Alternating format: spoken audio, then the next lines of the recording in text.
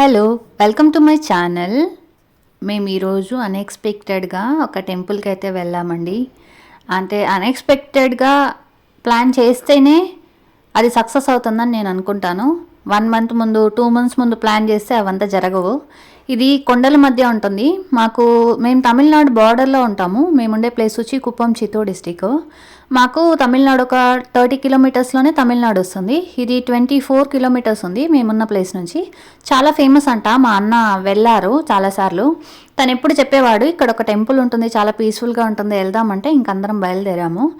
వెళ్తే ఇంకా చాలా బాగుంది. ముడుపులు కట్టారు. ఈ ముడుపులన్నీ చూసిన తర్వాతే అర్థమైంది నాకు ఎంతమంది భక్తులు వస్తుంటారు ఇక్కడికి అనేది అర్థమైంది.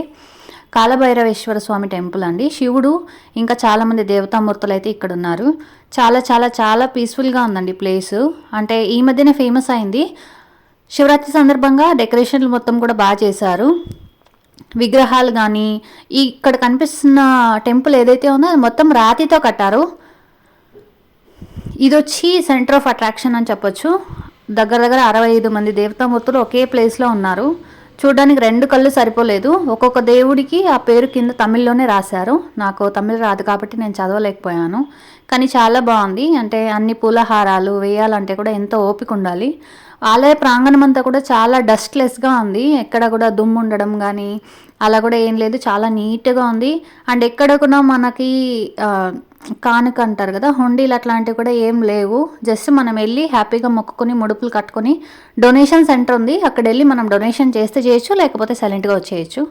చాలా బాగుంది. అంటే ముందు రోజు శివరాత్రి కాబట్టి స్పెషల్గా డెకరేషన్ చేశారు. దేవుడి అలంకరణ చూడండి ఎంత బాగుందో. చిన్న రథం, చిన్న చిన్న దేవుళ్ళు చూడడానికి చాలా చూడముచ్చటగా ఉన్నారు. దేవుడు శివుడు పార్వతీలు శివరాత్రి రోజు ఉత్సవం చేశారనుకుంటాను. ఆ ఉత్సవం తెచ్చి ఇక్కడే పెట్టారు. వినాయకుడు ఉన్నారు, సుబ్రహ్మణ్య స్వామి ఉన్నారు, కాళికాదేవి ఉన్నారు, అండ్ శివుడు ఉన్నారు. చాలా బాగుంది.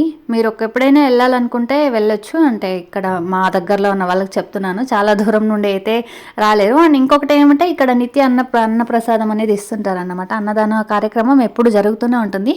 ఎవరైనా వెళ్ళి తినొచ్చు. డొనేషన్ ఇవ్వాలంటే కూడా పక్కనే షాప్ ఉంది. ఆ షాప్కి వెళ్ళి మనం మొత్తం తీసి ఇచ్చేస్తే నెక్స్ట్ రోజు మన పేరు చెప్పి అక్కడ అన్నదానం చేస్తారన్నమాట. చాలా బాగుంది. అండ్ రాతితో కట్టింది. విగ్రహాలు కూడా పాతకాలం, ప్రాచీన కాలం లాగా అనిపించింది నాకు.